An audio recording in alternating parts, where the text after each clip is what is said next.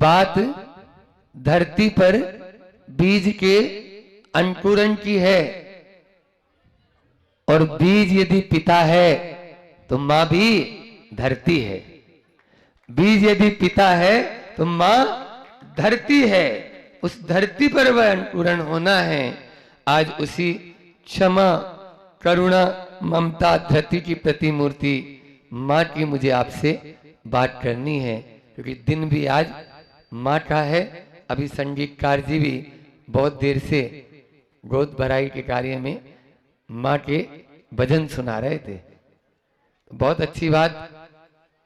तीर्थंकर की माता बनने का सौभाग्य हर किसी को नहीं मिलता। आचार्य मानतुंड स्वामी ने भी कहा है कि सो नारी सो सुख को जनती रहती, सो ठोर तुमसे सुख को जनने वाली मां कही। और वह तो मां महान मां है, आप जैसे सुख को जनने वाली। आज उस मरुदेवी की कोट में वह मां आया है, क्योंकि ठीक ही है कि मां शास्त्रों का ज्ञान है, और मां त्याग की मूर्ति है, मां संस्कारों की पाठशाला है, और मां ही धरती पर सबसे बड़ा महान है। मां माना हिमालय ऊंचा है, माना हिमालय ऊंचा है, पर मां से ऊंचा नहीं, पर मां से ऊंचा नहीं। सागर बहुत गहरा है, पर मां से गहरा नहीं। इसीलिए तो आप देख लीजिए, महात्मा, आत्मा, परमात्मा, इन सब में भी लास्ट में क्या जुड़ा हुआ है? मां जुड़ा हुआ है। चाहे महात्मा हो, चाहे आत्मा हो, और चाहे परमात्मा हो। बचपन में बोलो, बचपन में कौन ध्यान रखता है? मां। और जब जवानी हो जाए तो महात्मा, और जब बुढ़ापा आ जाए तो परमात्मा। जिंदगी इसी का ही तो नाम है। बस बचपन, यौवन और बुढ़ापा, ये तीन ही तो अवसर हैं। बचपन में मां हमें चलना सिखा रही है और मां ध्यान रख रही है। जवान हो जाते हो तो यहाँ पर बैठे हैं अभी सभी लोग इस पंडाल में, पारोला और पारोला के बाहर के लोग भी हैं। तो वो महात्मा आपको सद रास्ता दिखाते रहते हैं, सदमार्ग दिखाते रहते हैं। और उसके बाद में बुढ़ापा आ जाए तो उसके बाद में परमात्मा की शरण ही उनके लिए सब कुछ होती है। इसलिए मां को कभी न भूले, लेकिन पत्नी के प्यार में मां को भूल जाते हैं।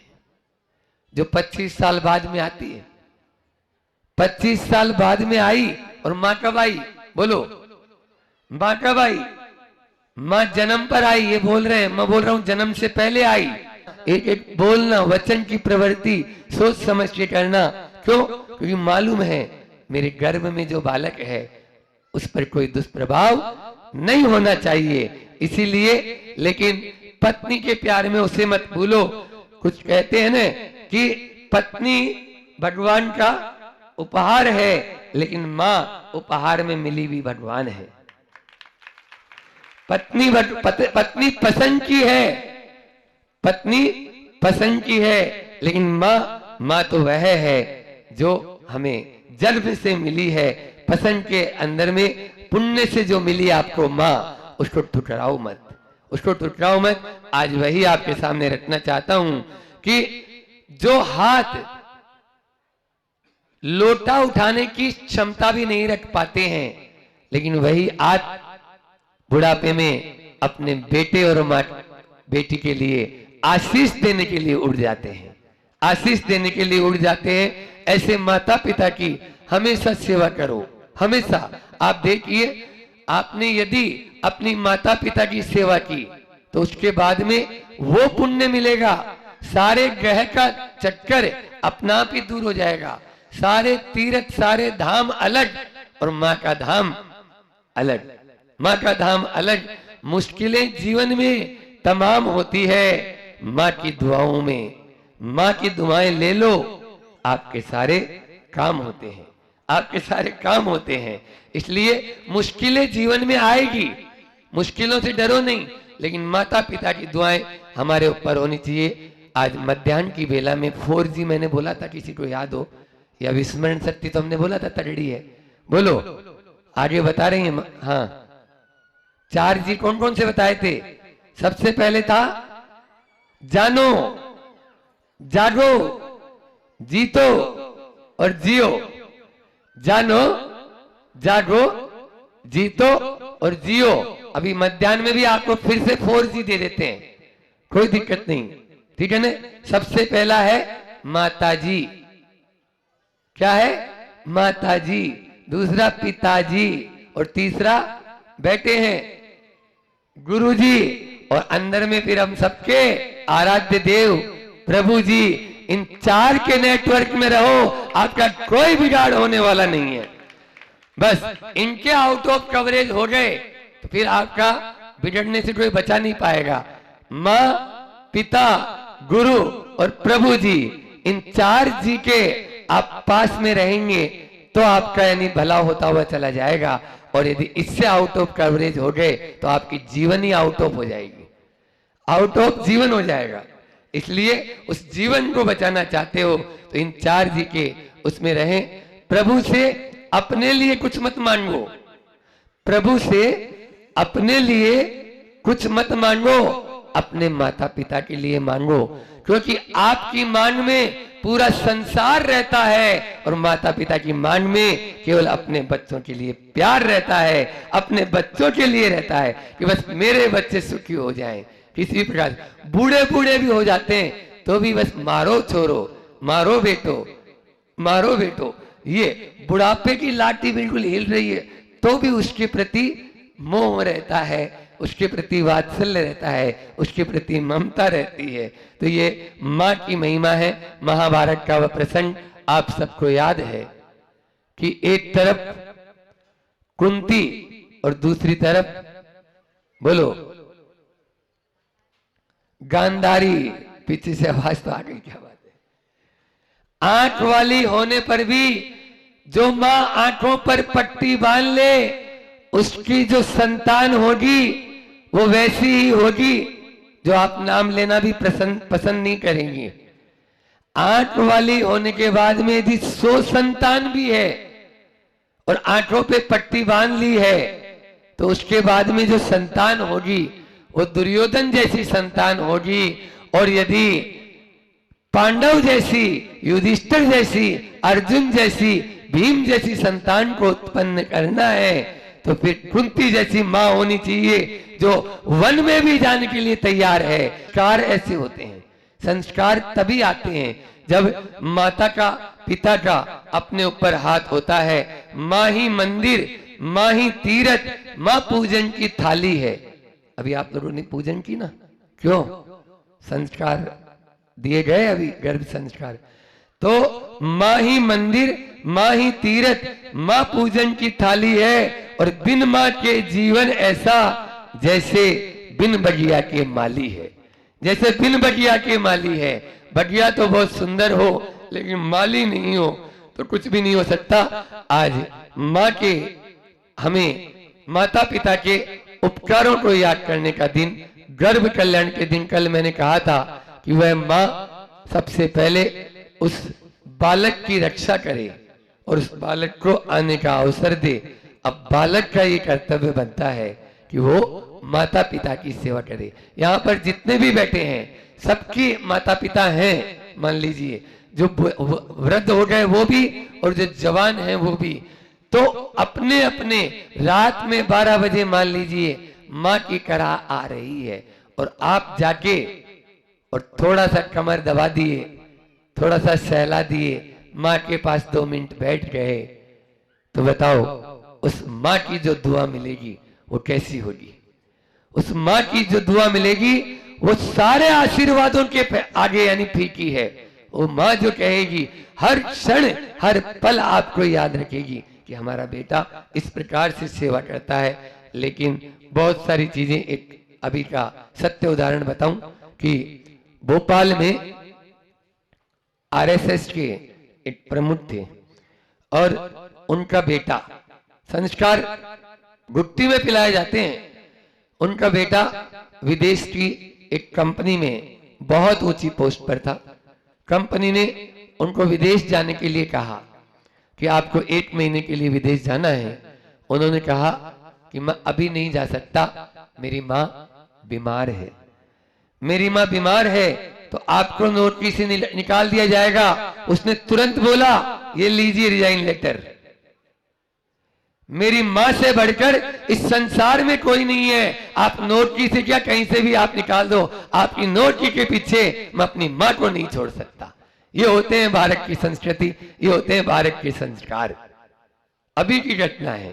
तो इस प्रकार से यदि चाहें तो उनके प्रति ये तभी होगा जब हमारा समर्पण भाव होगा, जब हमारा श्रद्धा भाव होगा, जब हमारा उनके प्रति, उनके उपकारों के प्रति कृतज्ञता होगी।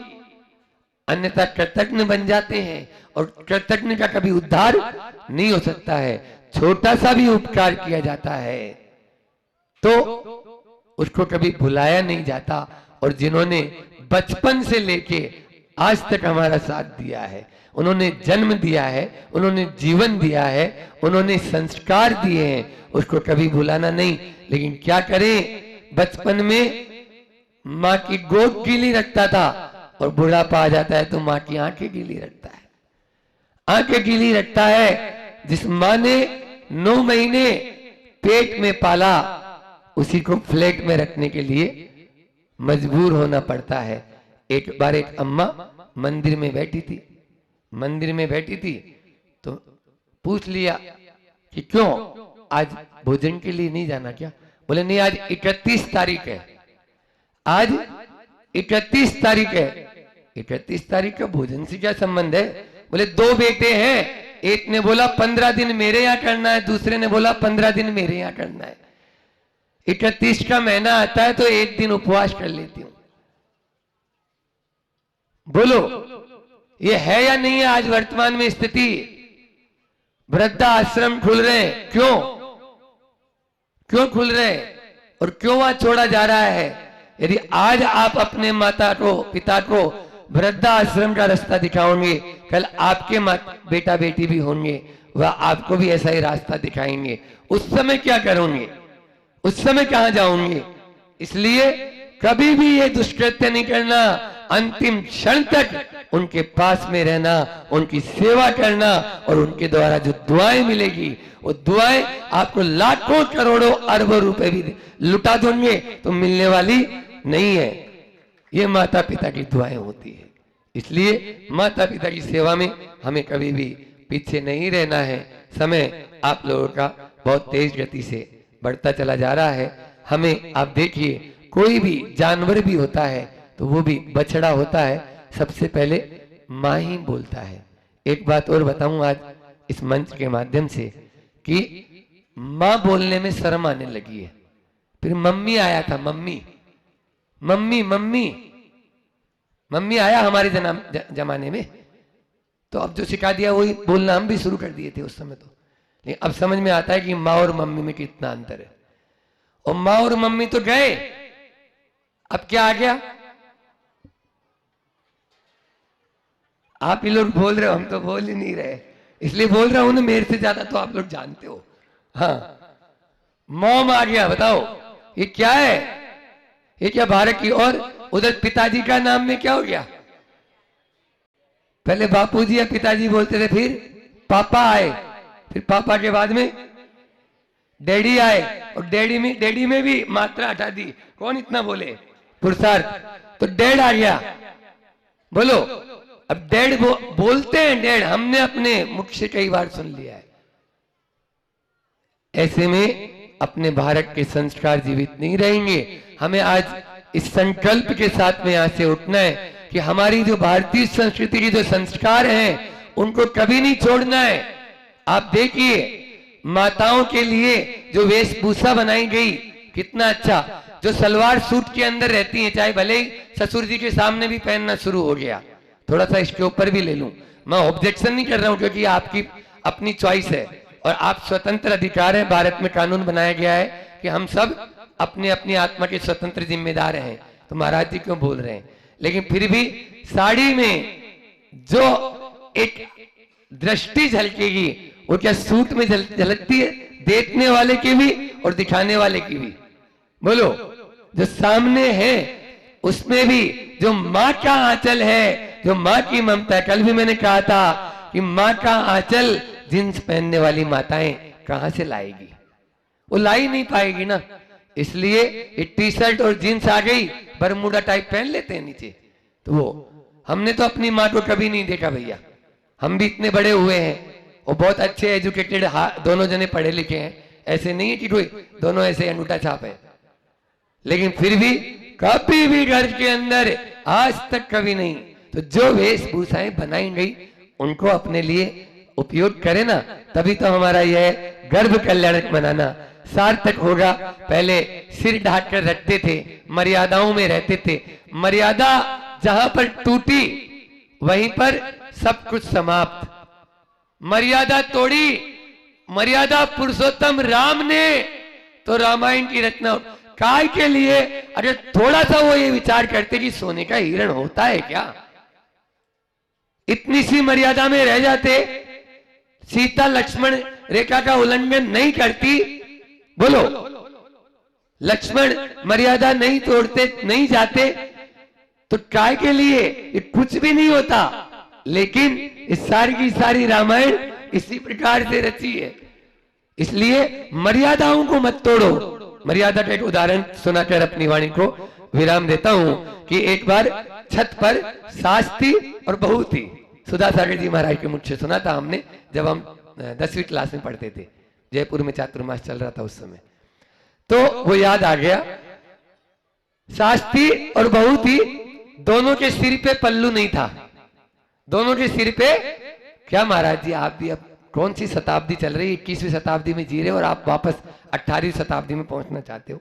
हाँ, हमारी 18वीं शताब्दी अच्छी है, हमें नहीं चाहिए आपकी 21वीं शताब्दी, हाँ, जिसमें सारे अपराध हो रहे हैं।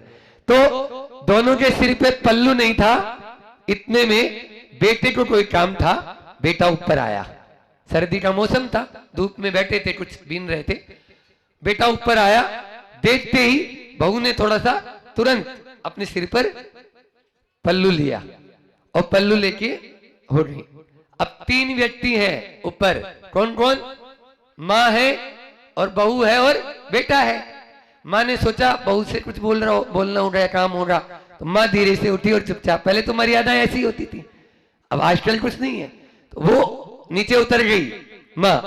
अब पल्लू फिर से वापस खिसक गया, क्योंकि अब कौन है, पति और पत्नी, अब पल्लू की जरूरत नहीं। जब सास और बहू थी तब पल्लू की जरूरत नहीं थी, और जब पति और पत्नी थे तब पल्लू की जरूरत नहीं थी, लेकिन जब तीनों थे तब वो पल्लू की जरूरत थी। इसी को कहते हैं मर्यादा। बस इस मर्यादा का यदि पालन होना शुरू हो जाए तो भारत प्रति भारत हो जाएगा। वापस हम उसी द्वापर युग और त्रेता युग की जो घटनाएं हैं उनको वापस ले आएंगे। लेकिन बहुत सारी घटनाएं ऐसी घटित हो जाती है जिनको देखकर मन विचलित हो जाता है। आज गर्भ संस्कार अभी यहाँ पर किए गए और उन गर्भ संस्कार के माध्यम से बहुत ही अच्छा, हमें तो उम्मीद ही नहीं थी कि यहाँ पर आज इस वेदी पर इतनी सारी बहनें यहाँ पर उपस्थित हो जाएंगे। लेकिन ये भी यहाँ का अतिशय है पारोला का कि सब, और ये उनका पुण्य है इन बहनों का जो इस पंच कल्याण की वेदी पर मुनिराज के सानिध्य में और दीदियों के द्वारा यह एक कार्य बहुत ही अच्छे से संपन्न हुआ। जो भी नियम आपको बताए गए हैं, महाराज श्री जी ने भी अपने प्रवचन में जो कहा है उनका अक्षर से पालन करते हुए हम रहेंगे तो बहुत अच्छी सुसंतान को, जो काम हम नहीं, मैं तो हमेशा कहता हूं जो काम हम दोनों नहीं कर सकते वो जिम्मेदारी आपकी है, क्योंकि हम विद्यासागर जी जैसी संतान को जन्म नहीं दे सकते, वो जन्म आप लोग दे सकते हैं। इसलिए ऐसी सुसंतान को जन्म देने का सौभाग्य आप लोग प्राप्त करें। यही तो यानी गर्भ संस्कार, गर्भ कल्याण मनाने की सार्थकता होगी। हम सब गर्भ कल्याण की इस पावन वेला पर यही भावना भाएं और अपने आप को यही सोचें कि हमारा भी एक दिन प्रभु की तरह यह कल्याण की ओर बढ़े।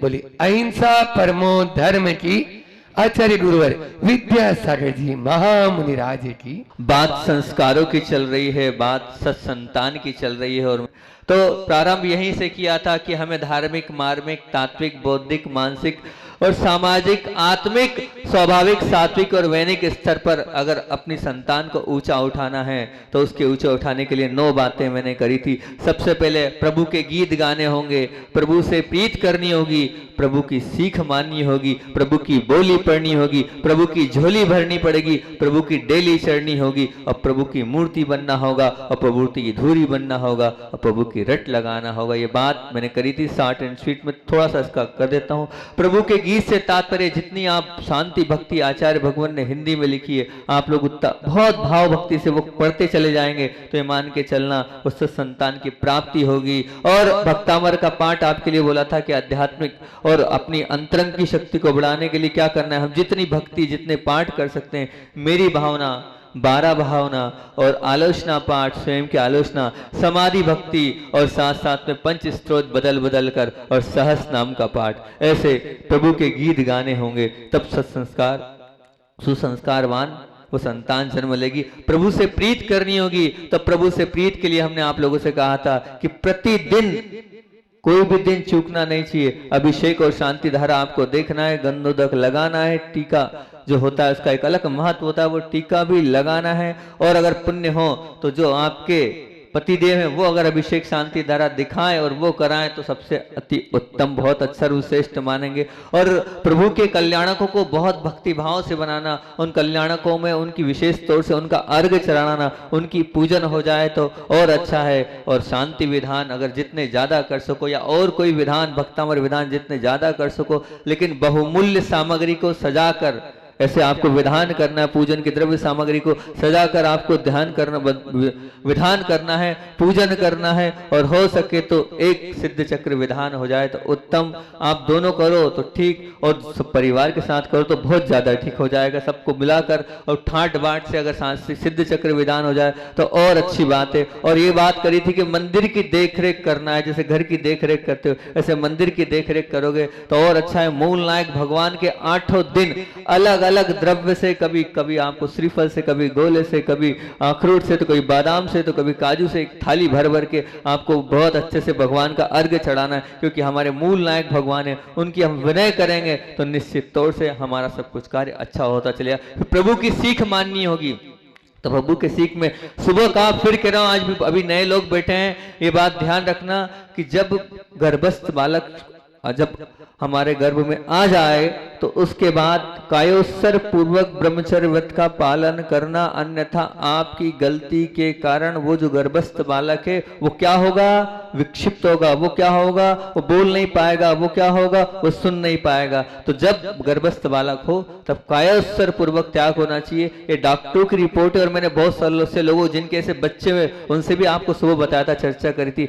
सात्विक आहार हो, आलू प्याज लहसुन रात्रि भोजन का त्याग कम से कम कर देना, होटल का आहार छोड़ देना, अभक्ष पिज्जा बर्गर, जो बर्गर क्या बर्गर बोलते हैं, बर्गर कोल्ड ड्रिंक्स और फास्ट फूड सबका त्याग कर देना। ये शुद्ध मांस है। अगर आप शुद्ध मांसाहारी हैं कि शुद्ध शाकाहारी हैं, शाकाहारी हो ना, तो कम से कम 9 माह के लिए छोड़ देना और शुद्ध आहार करना, क्योंकि आप जो खाओगे वही वो खाएगा। ये बात मान के चलना। फिर लाख प्रयास करने के बाद भी वो कभी दिन में नहीं खाएगा, वो कभी शुद्ध आहार नहीं करेगा। और फिर बोला था मोबाइल का कम से कम त्याग कर देना, कि मूवीज का त्याग, टीवी का पूर्ण तरीके से त्याग, और गर्भ महाराज जी तो प्रवचन किए ही था, काय का त्याग, गर्भपात का त्याग। तो ये प्रभु की सीख में बोला था, और प्रभु की बोली में हमने बोला था कि हमें प्रतिदिन स्वाध्याय करना है। स्वाध्याय में 3 ग्रंथ बताते, संस्कार मंजूषा जो माता जी का लिखा हुआ है, श्रेणिक चारित्र, कर्म कैसे करें, इन ग्रंथों को बार बार पढ़ना। संस्कार मंजूषा को कम से कम 3 बार पढ़ना।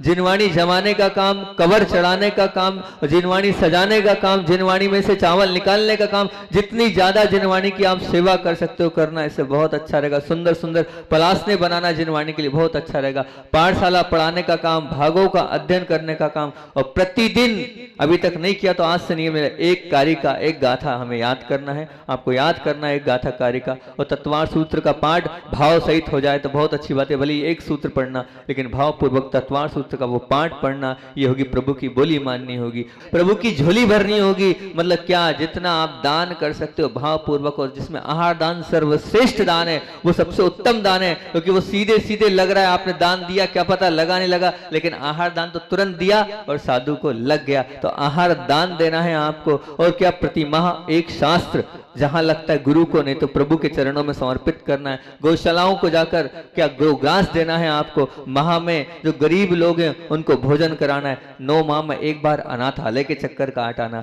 वहां भी उनकी भी वाइब्रेशन ले लेना, उन बच्चों की जो कि अनाथ हैं। और पक्षियों को अन्न देने की बात करी थी, प्रतिदिन 1 रोटी गाय को देने की बात करी थी। और ज्ञान दान का जो सामग्री है वो गरीब लोगों को देने की बात करी थी। और अतिमब्बे की वो जो पुस्तक है उसमें आप देखना किस प्रकार से करुणामय भाव हुए हैं। मंदिर में उपकरण देने की बात करी थी, छत्र, चंवर, भामंडल, अष्ट प्रातिहार, अष्ट मंगल द्रव्य। ये अष्ट मंगल द्रव्य आप दोगे तभी आपके जीवन का मंगल होगा। तो ये सब कुछ आपको करते चले जाना। पूजन के बर्तन, पूजन की सामग्री, सब कुछ जो आप दे सकते हो, जितना दे सकते हो दो।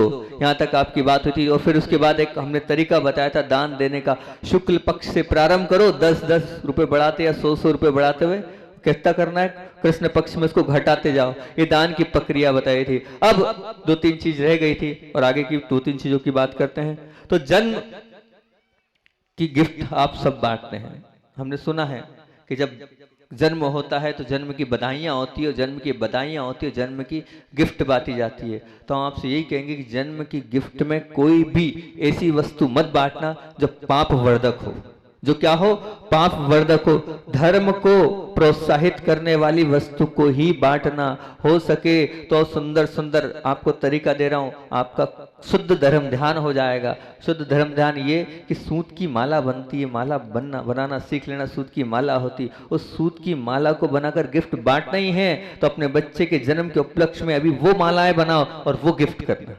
वो गिफ्ट करोगे तो अच्छा, कम से कम जो वो माला फेरेगा वो तब पुण्य आपके खाते में आता चला जाएगा। अगर आप कलाकार हैं, आपके पास कला है, तो आप आर्ट में अच्छे हैं तो गुरुदेव की फोटो बनाकर आप गिफ्ट करो, प्रभु की फोटो बनाकर आप गिफ्ट करो। चित्रकारी है तो और जो कर सकते हो, जिसमें धर्म ध्यान हो वही वस्तु आपको गिफ्ट करना है। ऐसी कोई वस्तु मत बांटना जो पाप वर्धक हो, पाप को बढ़ाने वाली हो। गृहस्थी वाली कोई भी वस्तु जन्म के उपलक्ष्य में बांटना नहीं, ये ध्यान रखना। और उसके बाद जितने सिद्ध क्षेत्र हैं उतने सिद्ध क्षेत्र में अपने क्षमता के अनुसार कुछ पहुंचा देना, लेकिन कुछ न कुछ दान पहुंचा देना। और विशेष तौर पर तो जो प्रमुख सिद्ध क्षेत्र हैं उन पर तो अवश्य पहुंचा देना। शिखर जी आदि में वहां तो पहुंचा देना। आप नहीं जा पा रहे हो तो कम से कम एक नारियल पहुंचा देना कि भैया वहां आप जा रहे हो, हमारा नारियल चढ़ा देना। जब जब पूज्य गुरुदेव के पास आपके यहाँ से कोई जा रहा है तो एक श्रीफल पहुंचा देना कि ये श्रीफल ले जाओ, ये गोला ले जाओ, हमारे तरफ से वहां गुरुचरण में आप चढ़ा देना। सतिशय पुण्य बनेगा, ऐसे मान के चलना। और दूसरी बात ये बोली थी कि गरीबों के लिए आप जितनी इस समय दीन दुखियों की सेवा करोगे, जितनी वैयावृत्ति करोगे, वो बालक उतना करुणावान, उतना दयावान बनेगा, उतना प्रतिभाशाली बनेगा। लेकिन अभी आपको करुणावान खुद बनना पड़ेगा, तब बनेगा। और सबसे अंतिम और महत्वपूर्ण बात इसमें रह गई थी, क्या बहुत जल्दी में हमने बोल दिया था कि हमें क्या करना है, और वो तो मौका आपके यहाँ मिल भी गया है। क्या? बसती का दान। और बसती का दान में भी अगर उत्कृष्ट परमेष्टि, मतलब साधु परमेष्टि की बसती का अगर बन रही हो तो वहाँ अवश्य उसमें दान करना है, उस निमित्त से दान करना है। ताकि क्या, क्यों करना है? आप मरने पर तो लिखाते हैं फलाने की स्मृति में ये देते ना, फलाने की स्मृति में ये। मैं कह रहा हूं मरने के बाद नहीं, जन्म होने के बाद आप उसकी जन्म उपलक्ष्य में ये करोगे तो बहुत अच्छा, क्योंकि उस बालक को एक बात मिलेगी कि मेरे पिताजी ने दान किया था मेरे जन्म के उपलक्ष्य पर, ये कमरा दिया था साधुओं के लिए जन्म के उपलक्ष्य पर, ये वस्तु दी थी मंदिर में जन्म के उपलक्ष्य पर। तो ये जन्म के उपलक्ष्य पे देना अगर होगा तो ये बहुत अति उत्तम कार्य हो जाएगा। कोई भी ऐसी वस्तु दो जो लगता है कि है आवश्यक है समाज में, मंदिर में, या कहीं ऐसा लगता है ये उपयोगी हो, तो वो देना है जन्मदिन के उपलक्ष्य में। अब आप मानसिकता बनाने दें, आपको क्या देना है, कहाँ देना है, कैसे देना है, वो आपकी बात है, लेकिन आपको देना। और यहाँ तो हमने बता ही दिया है कि आपके यहाँ सब कुछ तो है, अपने अपने घर तो आपने बहुत अच्छे बनाए हैं, लेकिन यहाँ साधुओं को रहने के लिए ना तो वो वहाँ पर ऐसे कमरे हैं, ना तो वहाँ उजाला है, ना हवा है। तो अब यहाँ के जो पंच कल्याणक, उनने तो कहा बोली लगेगी नहीं और ना कुछ है, लेकिन यहाँ के अजीत जी और कमेटी के लोगों ने निर्णय लिया कि बिना बोली के जो देना है वो बसतिका में ऊपर बनी रही है। तो आप लोग चाहें यहाँ बहुत सारे लोग बैठे हैं और अगर सक्षम तो हैं, मन से सक्षम करना है, बाकी तो सक्षम सब लोग हो, तो उसमें आप अपनी स्वेच्छा से कुछ भी दे सकते। जरूरी नहीं कि कमरा ही बनाना हो, छोटी जो अपनी ताकत हो, लेकिन ताकत को छिपाना नहीं, और अपनी जो खुद की सामर्थ्य के हिसाब से आपको वहां पर भी दान देना है। अब बात आती हैगी छठवें बिंदु की। 5 बिंदु तो हो गए थे, अब छठवां बिंदु क्या है? प्रभु की डेली चढ़ना होगी। प्रभु की डेली चढ़ना से तात्पर्य क्या है? प्रभु की डेली से तो मंदिर के दर्शन की तो बात आपने कर दी थी, लेकिन इसको थोड़ा और अलग से मैं आपको बता रहा हूं कि प्रभु की डेली से मतलब ये सप्ताह में एक दिन आपको अपने भगवान के अलावा दूसरे भगवान के दर्शन करने जाना है। चाहे वो इस आप बड़े नगर में रहते हो तो जिस मोहल्ले में, उस मोहल्ले में, उसके दूसरे मोहल्ले में जाना है, दूसरी कॉलोनी में जाना है, दूसरे आप अगर छोटा गांव है तो छोटे गांव से आजू बाजू के गांव में जाना है। पर ऐसे आपको दर्शन करने जाता, बहुत पुण्य बढ़ता है, इससे बहुत विशुद्धि बढ़ती है। तो हफ्ता में एक दिन आपको अपने भगवान, अपने मूल नायक, अपने मंदिर को छोड़कर दूसरे मंदिर के दर्शन में करने जाना है। और अगर हो जाए तो प्रभु की डेली चढ़ना है। माह में एक बार कम से कम अतिशय क्षेत्र के दर्शन हो जाए, माह में एक बार कम से कम अतिशय क्षेत्र के दर्शन हो जाए। तय कर लेना, आप बाकी सब प्लानिंग कर रहे हो, ये प्लानिंग कर लेना कि 9 माह है, 9 माह में 9 अतिशय क्षेत्र के दर्शन करना है, ये प्लानिंग करना है। ये अतिशय पुण्य की प्लानिंग रहेगी। आप तो अभी से ये प्लानिंग करते हो कि बच्चा इंजीनियर बनाना है, कलेक्टर बनाना है, डॉक्टर बनाना है, ये प्लानिंग मत करो। अभी तो आप ये प्लानिंग करो कि 9 माह है, अब बाकी 9 नहीं बचे, 7 बचे, 7 नहीं, जितने बचे हैं आप उतने माह में उतने अतिशय क्षेत्र कर लेना, तो ये बहुत अच्छी बात होगी। और रत्नत्रय स्वरूप आप चाहते हो ना कि रत्नत्रय हमारे बालक में ऐसे संस्कार पड़े कि वो तो क्या रत्नत्रय को धारण करे, तो रत्नत्रय स्वरूप की उस इच्छा के लिए आप कम से कम 3 सिद्ध क्षेत्र के दर्शन कर लेना। 9 माह में 3 सिद्ध क्षेत्र के दर्शन कर लेना। क्या इन क्षेत्र वो जो आपके आसपास वो कर लो, या जो प्रमुख सिद्ध क्षेत्र पर पहुंच जाओ तो बहुत अच्छा है। प्रमुख और शाश्वत सिद्ध क्षेत्र है शिखर जी। शिखर जी की वंदना कर लोगे तो सोने पे सुहागा हो जाएगा। गिरनार जी की कर लोगे तो और अच्छा है, और वहीं कहीं चंपापुर पावापुर की तो हो ही जाएगी। ये 3 सिद्ध क्षेत्र के आप दर्शन कर लोगे तो बहुत अच्छी बात है। और गुरुओं के दर्शन करना कभी नहीं भूलना, और उसमें ध्यान रखना इस कलिकाल के जो तीर्थंकर है आचार्य भगवंत, उनके दर्शन तो 3 काल में मत भूलना। उनके तो 9 माह में कम से जितने हो सके उतना, लेकिन कम से कम एक बार तो दर्शन जरूर करना। ये बिल्कुल एकदम यहाँ आज्ञा रूप में कह दिया है मैंने। उनके दर्शन 9 माह में कम से कम आपको तो एक बार करना ही है, किसी भी तरह से करें लेकिन करें। और प्रतिदिन आप अगर हो सके तो जो शिखर जी शाश्वत सिद्ध क्षेत्र है उन सब टोकों के अर्घ चढ़ाना। उन सब टोकों के अर्घ आप चढ़ाओगे तो बहुत विशुद्धि बढ़ेगी, बहुत पुण्य इकट्ठा होता चला जाएगा आपके पुण्य में। और गुरुओं और तीर्थ क्षेत्रों के जो आप दर्शन करने जाओ तो खूब अच्छे भावों से तो जाना ही है, लेकिन भावों के साथ साथ द्रव्य सामग्री भी बहुत सुंदर ले जाना, सजा के ले जाना। मतलब श्रीफल से दर्शन करना, गोले से दर्शन करना, और अगर और सामर्थ्य हो तो उत्कृष्ट द्रव्य तो ये है कि सबसे बढ़िया आप तो हमारे महाराज जी बुलवाते हैं वहाँ से जयपुर से भी आप लोग पूजन करते हो। देखो कैसी पूजन होती है कि भव्य पूजन होती है। उसमें क्या रहते हैं? रत्न रहते हैं ना, ऐसे रत्न मुट्ठे भर भर के रत्न चढ़ाना। क्या भाव होते, क्या कमी है? कोई कमी तो है नहीं। तो रत्नों को चढ़ा चढ़ा कर गुरुओं की और प्रभुओं के आपको दर्शन करना है। भाव में भव्यता होगी तभी तो संस्कारों में भव्यता होगी। आप ऐसे भव्यता से आप दर्शन करना। और यहाँ तक कि आते तो हैं सब, पर गुरु के दरबार में सब खाली आते हैं। ध्यान रखना, कुछ पाना है तो कुछ लेके तो जाओ। आप खाली हाथ कभी दर्शन नहीं करना, कुछ न कुछ लेके, चाहे भले चावल ले जाना, चाहे आप एक लगता है कि कहाँ चावल बिखरेंगे तो एक बादाम ले जाना, लेकिन उसके दर्शन से जो पुण्य होता है वो शतिशय होता है। मैं अपने जीवन की घटना बताता हूँ। एक महाराज जी ने मुझसे कहा, बोले भैया आपके पास द्रव्य सामग्री, आपके पास सब कुछ, जब ब्रह्मचर्य अवस्था में था आपका कर्तव्य बनता है कि यहाँ पर 25-27 साधु थे, सबके दर्शन करना चाहिए, और आप दर्शन तक नहीं करते हो, पूजन तो करते हो तो सबके अर्घ नहीं चढ़ाते हो क्या? उस दिन के बाद हम थे और अभी धवल सागर जी हैं, वो विनोद भैया थे, हम दोनों ने शांति विधान तो प्रतिदिन करते ही थे इस भाव से कि हमें दीक्षा जल्दी से जल्दी मिल जाए। अब उसके बाद हमने प्रतिदिन अर्घ चढ़ाया हर साधु के। अगर मान लो महाराज जी बिजी हैं, मान लो कुछ अंदर काम भी कर रहे हैं, दरवाजा भी लगा है, तो बाहर से अर्घ चढ़ा के चले जाते थे। लेकिन प्रतिदिन जितने साधु थे सबको भक्ति भाव से और बढ़िया ऐसी द्रव्य सामग्री सजा के ले जाते थे और बढ़िया मुट्ठे भर भर के द्रव्य चढ़ाते थे। उसका पुण्य है कि आज यहाँ बैठ गए ऊपर। उसका पुण्य है कि यहाँ बैठ गए। तो आप ध्यान रखना, अब आपको मिले ऐसा मौका तो बहुत अच्छे भक्ति भाव से गुरुओं के दर्शन करना है। गुरुओं के दर्शन के साथ साथ क्या करना है, भक्ति भाव के साथ अर्घ चढ़ाना है, तो बहुत अच्छी बात होगी। तो प्रभु की डेली चढ़ने का जब जब मौका मिले चूकना नहीं, छूटना नहीं। अभी तो हाल ये है कि आधे लोग प्रभु की डेली चढ़ने की बात है तो और डेली सुनो, बोली भी नहीं सुन रहे हैं और बाहर होते चले जा रहे हैं। तो ऐसा मत करना। अगर ऐसा हमारा भाव और ऐसे हमारे संस्कार रहेंगे तो वो संस्कारवान कैसे बनेगी। और अब 7वां बिंदु है, प्रभु की मूर्ति बनना होगी। प्रभु की मूर्ति बनने से तात्पर्य क्या है, आप देखो प्रभु कैसे हैं।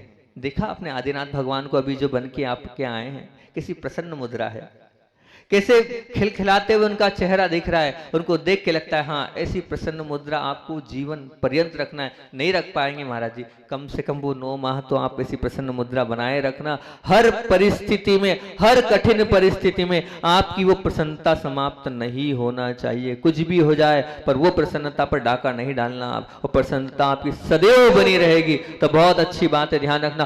क्रोध का बोध के साथ त्याग कर देना 9 माह के लिए। क्रोध का बोध के साथ त्याग कर देना कि नहीं, मैं किसी भी कीमत पे क्रोध नहीं करूंगी, नहीं करूंगी, नहीं करूंगी। और जो उनके पति देव हैं उनको भी इस चीज का ध्यान रखना चाहिए, चाहे जो हो जाए हम भी ऐसा कोई निमित्त उनके सामने ना रखें कि उनको क्रोध आए। हम भी पूरा उनका ध्यान रखें, ऐसी कोई भी स्थिति उनके सामने बनने ना दें कि उनको क्रोध आए। इसका विशेष आप लोगों को ध्यान रखना है। और मैं तो इतनी बात बोलता हूँ, 2 माला हमेशा देता हूँ। 2 माला हमेशा फेरने को बोलता हूँ कि अगर ऐसा है तो आप 2 माला फेरो, बहुत भक्ति भाव से फेरो। ये मत समझना महाराज जी ने क्या बोल रहे हैं, इसको ये मानना गुरु मुख से जो निकलता है वो क्या मंत्र नहीं, महामंत्र होता है। श्रद्धा से अगर आप फेरोगे तो बहुत अच्छी बात है। श्रद्धा से 2 माला, जितने लोग यहाँ बैठे हैं उन सब के लिए 2 माला बता रहा हूँ। ये 2 माला आपको फेरना है। सबसे पहली माला जितनी फेर सकते हो उतना अच्छा है, ठीक है ना। नहीं तो महाराज जी आपने तो बस वही पाठ करो, भक्ति करो, ये करो, क्या दिन भर यही करें? यही करना है, इसी से संतान होगी। तो माला ये फेरना है आपको, मुझे शांत रहना है। दिया उन्होंने बोले आचार्य भगवान विद्यासागर जी महामुनि राज की।